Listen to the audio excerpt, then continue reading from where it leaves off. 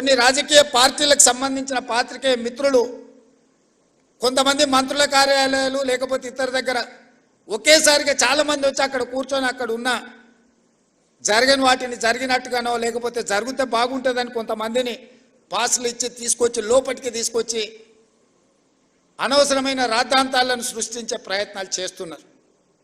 మరి ఇట్లాంటి వాటిని ఎట్లా నియంత్రించాలనో మీరే నిర్ణయించి మీరే వాటిని ఏదో ఒక రకంగా ఒక కొలిక్కి పట్టుకురావాలి. అసెంబ్లీలో పాసులు ఇచ్చినా కూడా అవసరానికి మించి వాళ్ళే వచ్చి ప్రెస్ మీట్ పెడితే కూడా గుర్తింపు పొందిన జర్నలిస్టులకు కుర్చీ దొరకదు. వాడు యూట్యూబ్ అంటాడు, వాడు ఆ ట్యూబ్ అంటాడు, వాడు యూట్యూబ్ అంటాడు, వాడు వచ్చి మొదటి సీట్లలో కూర్చుంటాడు. వాళ్ళు ఏం అడుగుతారో వాళ్ళకి మేము ఏం చెప్పాలో మాకు అర్థం కాదు.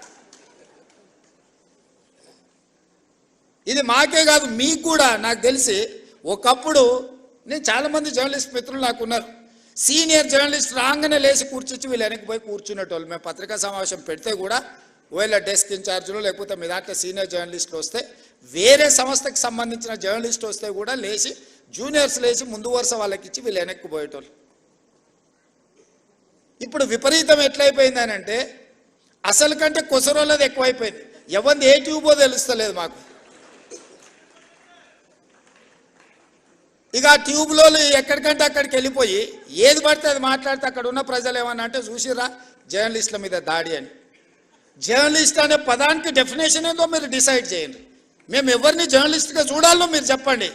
ఎవరు దోస్తే వాడు ట్యూబ్ పెట్టుకొని ఆ ట్యూబ్లో పెట్టుకొని వాడు మెడలో పట్టేసుకొని మెడలో ఇది కట్టుకొని వాడు నేను ట్యూబ్కు జర్నలిస్ట్ అని బయలుదేరితే వాళ్ళు వివరించే విధానాన్ని బట్టి ప్రజలు వివరిస్తారు.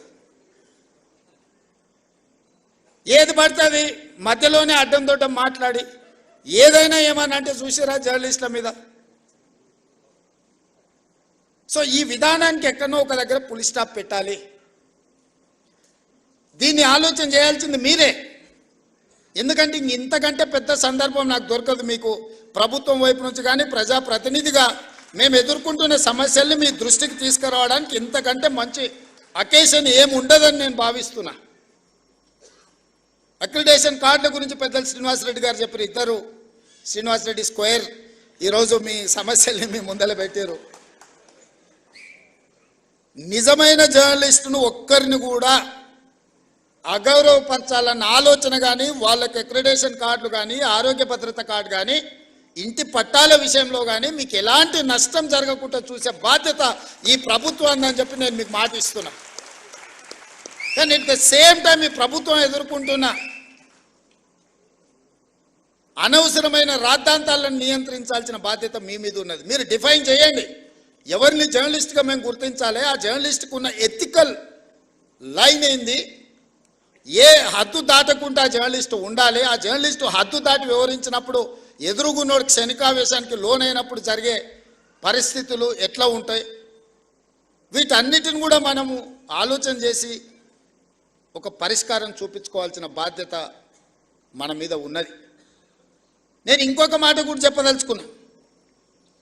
ఈరోజు సిద్ధాంతాలు రాసుకోవాల్సిన పత్రికలు ఇష్టారాజ్యంగా అసలు ఏ భాష వాడాలనో జర్నలిస్టులకు కూడా కొన్ని నిబంధనలు ఉన్నాయి కదా.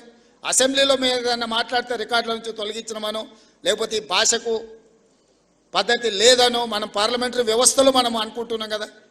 మరి పత్రికలకు జర్నలిస్టులకు ఏ భాష రాయాలా, ఎలాంటి భాష వాడాలి, ఏ పదప్రయోగం హోదాని బట్టి రేవంత్ రెడ్డి మీకు నచ్చకపోవచ్చు యాజ్ ఎ ఇండివిజువల్, కానీ Revanth Reddy is Telangana chief minister. Telangana chief minister అనేది ఒక గౌరవప్రదమైన హోదా. ఒక జర్నలిస్ట్ అనేది ఒక గౌరవప్రదమైన హోదా. వ్యక్తితో నీకు నచ్చవచ్చు నచ్చకపోవచ్చు, ఆ హోదా మనమందరు ప్రజలందరూ కలిసి ఇస్తే వచ్చిన హోదా. ఆ హోదాని గౌరవించాల్సిన బాధ్యత ఆ పత్రికలకు కానీ ఆ పత్రిక యజమానుల ముసుగుల్లో ఉన్న రాజకీయ పార్టీ నాయకులకు కానీ ఉండదా? వాళ్ళకి లేనప్పుడు మేమెందుకు పాటించాలనేది నా ప్రశ్న. లైక్ చేయండి,